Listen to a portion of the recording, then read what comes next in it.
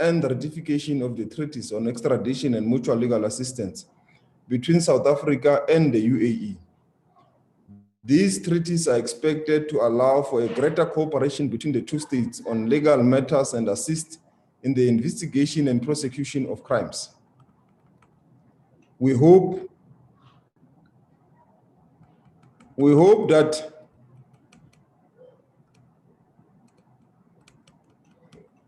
the ratification of the treaty symbolizes a change of course and that there will be a political will to cooperate. It is important that we explain the history of the negotiations to this date. South Africa and the UAE began negotiating the treaties in February 2010. The extradition treaty and mutual legal assistance agreement between the two nations were entered into on September 25th, 2018. The Minister of Justice and Correctional Services at the time, Advocate Michael Masuta, and his United Arab Emirates counterpart, His Excellency Sultan Syed Al Bat, signed treaties on extradition and mutual legal assistance in criminal matters in Abu Dhabi, in the UAE. Within 2 months of entering into the agreement, Parliament of the Republic of South Africa, during its plenary sitting on 15 November 2018, ratified on the extradition and mutual legal assistance in criminal matters treaties between the Republic of South Africa and the United Arab Emirates. In essence, the ratification by the UAE concludes a 10-year process. The treaties will come into force 30 days after the ratification of instruments have been exchanged, which is 10 July 2021. The applicable legal instruments, it is common cause that South Africa has persons of interest who frequent the UAE and are believed to be in the UAE. It is worth mentioning that our request for mutual legal assistance to the UAE to date was not prohibited by the fact that there was no treaties in force between the two states. All our requests were sent in terms of Article 44 of the United Nations Conventions Against Corruption, the convention. South Africa ratified the convention in 2004 and it came into force in 2005. The UAE also ratified the convention in 2006. We state this to point out that this was the applicable legal instruments under which we expected cooperation from the UAE. This convention offers the same amount of framework for cooperation on criminal matters. The convention is premised on the fact that all parties to it agree to place particular focus on and give priority to the fight against the worldwide conditions that pose severe threats to sustainable development of our people. Among these conditions are organized crime and corruption. In terms of this convention, all state parties who are party affirmed that they are concerned about the serious problems and threat posed by corruption to the stability and security of their societies, undermining of institutions and values of democracy, ethical values and justice, and jeopardizing sustainable development and the rule of law. Moreover, such states affirmed that they are convinced that corruption is no longer a local matter, but a transnational phenomenon that affects all societies and economies, making international cooperation to prevent and control it essential. Irrespective of the fact that both South Africa and the UAE ratified this convention, regrettable, we have to date not experienced the level of appreciation and cooperation which is required in terms of the convention in the fight against corruption from the UAE. However, we will continue to pursue our counterparts through diplomatic channels in order to reach the desired levels of cooperation, to enable our law enforcement agencies to bring to justice persons of interest of any investigation they are pursuing. It is our hope that even though we could not get the assistance required through the UN Convention, the ratification of the two treaties symbolizes a change of course and cooperation, a change of heart, and we are hopeful that a new dawn has begun. In our bilateral meeting, the ambassador of the UAE reaffirmed that our treaties are only held together by cooperation. We have reassured our counterparts that whilst we welcome the ratification of the treaties, our expectations are yet to be fulfilled and this is a critical component of the relations. We remain committed to maintain bilateral relations with the UAE. These have spanned for over a period of 27 years. And it is in the interest of both parties that these treaties are implemented and cooperation is improved. Thank you very much. Thank you, Minister. Oh. Thank you, Minister. Colleagues, we will then take questions on our GCIS WhatsApp group. In the meantime, Director General and Advocate Batoy, do you have any remarks whilst we wait for the questions to stream in from our GCIS WhatsApp group? Thank you, Crispin. You should have reminded me I'll be getting this opportunity. But no, thank you very much, Crispin. Thank you, Minister. I think perhaps what I can say is that in as much as the UAE has ratified the treaty, there was nothing up until this point that precluded cooperation between the two countries. And so, as I expressed to the ambassador yesterday, we will only accept that there is full cooperation when we receive the necessary information that we have been requesting now for over 3 years without success. So, as I say, it is a positive development, but we will only know that this is making a difference once our requests for mutual legal assistance are fully executed by the UAE and we get the necessary cooperation, including evidence from the UAE. Thank you, Crispin. Yeah, thanks, Chris. The minister's statement has covered all the salient and critical points that had to be presented. Thank you. Thank you very much, DJ and NDPP. We do have a question from Angelo Coppola, Minister for CGTN, and he's asking, when can we expect a response from the UAE on the Guptas and what happens next?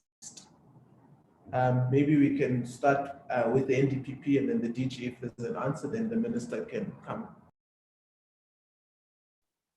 Thank you, Crispin. Well, that's a difficult question to answer. We've been waiting for a response, as I said, for over 3 years. The treaty doesn't really change anything because there's always been sufficient legitimate ways in which we could have cooperated. But in the spirit of cooperation, as exhibited yesterday, I certainly hope that, as the Minister said in his speech, there will be a change and that there will be a positive response to our requests as soon as possible. But just to explain as well that, the extradition process, and firstly, let me explain that the one thing is we've been waiting for evidence from the UAE, which hopefully we will get very soon, given that that is outstanding for over 3 years. But with regard to extradition, perhaps to be clear that, there are processes, and once accused persons or suspects are arrested in any country, there are legal processes in that country that take place. And then at the end of those legal processes, it becomes a political issue in that the executive then decides whether to surrender the person to the requesting country or not. And that very much depends on political will. So if there was any thought that, those that we are seeking to face justice in South Africa would be on the next plane to South Africa, I think to be clear that that is certainly a process that will take some time after the arrest of outstanding suspects, wherever they may be in the world. Thank you.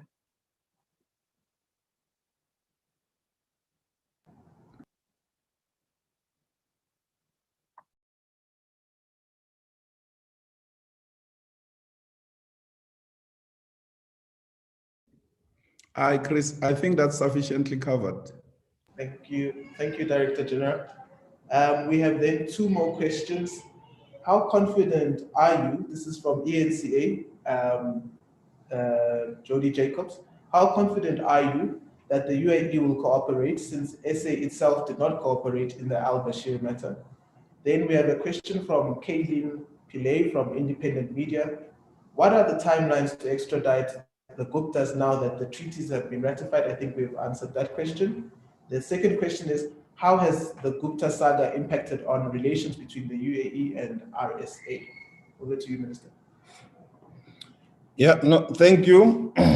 Firstly, is that we do expect cooperation going forward, because it's a commitment we've received from the ambassador yesterday when we exchanged the instruments with the ambassador of the UAE, who committed that he is going to engage his country and counterparts to cooperate with all our requests and to respond to all the requests that we have sent to the UAE. And on the basis of that, we hope that this ratification and the exchange of instruments signals that a new dawn or the beginning of a cooperation that is going to happen as we move forward. And it is from our context, this matter has nothing to do with the al-Bashir matter. And the second one, with regards to the timelines, I think we have the NDPP has already spoken to that we really can't put timelines, and sometimes extradition by their nature becomes a protracted legal processes. And it starts firstly with their own judicial processes, which will then move to the level of the executive when everything under the courts has been cleared, where the executive will have to make a decision whether to extradite or not in terms of their laws, whether they're extraditable.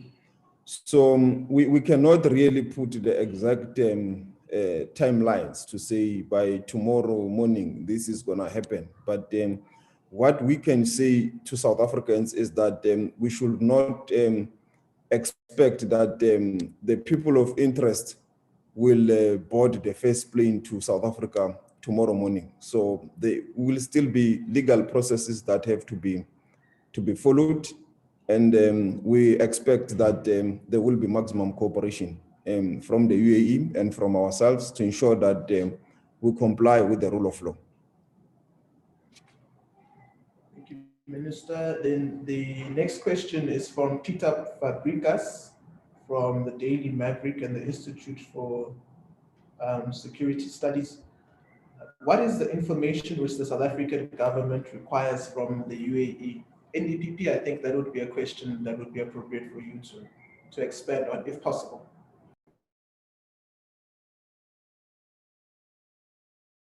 Sorry, I was not unmuted.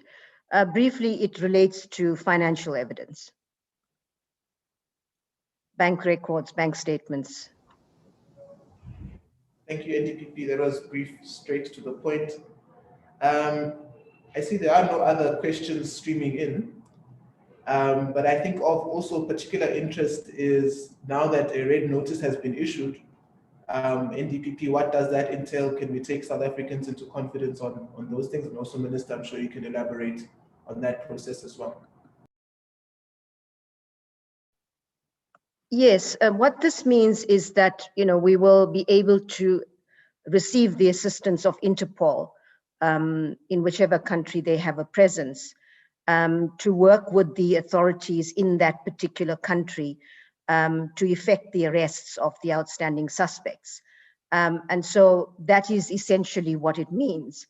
And hopefully once that happens, as the Minister and I have both explained, there will be legal processes with regard to the extradition of those persons.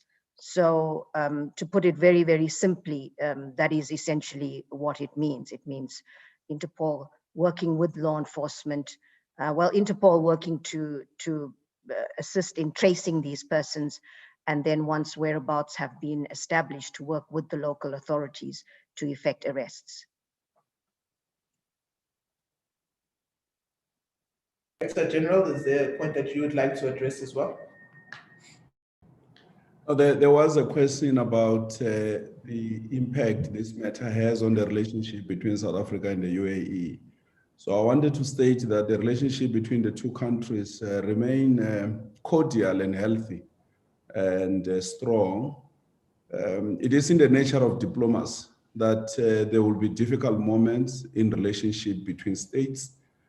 We continue ourselves to receive requests for mutual legal assistance from the UAE. And we are duty bound by law and international law to continue to assist as we expect them to do.